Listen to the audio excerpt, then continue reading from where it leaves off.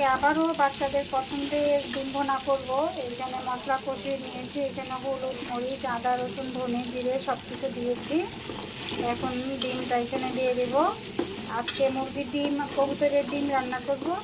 আর কবুতরের ডিম হলো যে আমি কবুতর পালি, সেই কবুতরের ডিম রান্না করবো আজকে। এই যে এখন ডিমগুলো এক এক দিয়ে দিচ্ছি।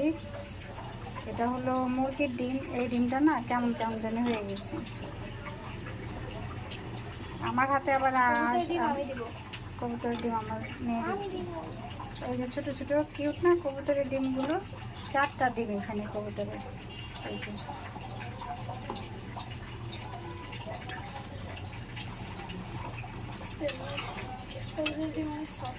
হ্যাঁ, কবুতরের ডিমগুলো অনেক সফট। এগুলো নিজের পালা কবুতরের ডিম। এটা খুবই ভালো লাগতেছে যে আমি কবুতর পালি, সেই হ্যাঁ পালা কবুতরের ডিম আজকে রান্না করে বাচ্চাদের খাওয়াবো।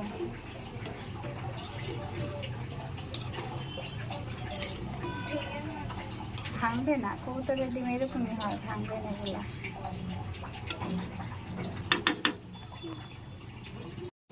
ডিম রান্না কমপ্লিট। এখানে কতগুলো আস্ত কাঁচামরিচ দিয়েছি। ডিম একটু টেস্ট করলাম, ডিমটা না মানে তরকারিটা একটু মিষ্টি মিষ্টি হয়েছে। এত মিষ্টি মিষ্টি তরকারি খেতে ভালো লাগে না।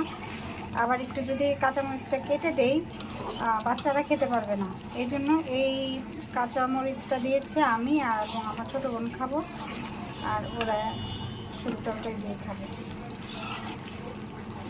আস্তে আস্তে কাঁচামরিচটা দিয়েছে আমার আর আমার ছোটো বোনের জন্য।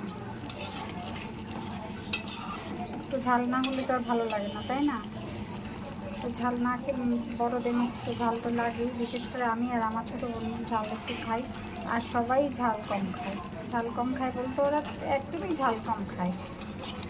এই জন্য আস্ত কাঁচামরিচটা দিয়েছে আমাদের জন্য। কেমন হয়েছে বলেন তো? তরকারির কালারটা খুবই সুন্দর হয়েছে। বাচ্চাদের খুবই পছন্দের ডিম ভুনা। ওরা তো ডিম ভুনা এমনিতেই খুব পছন্দ করে। তরকারি কমপ্লিট। কেমন হয়েছে কমেন্ট করে জানাবেন। আল্লাহ হাফেজ।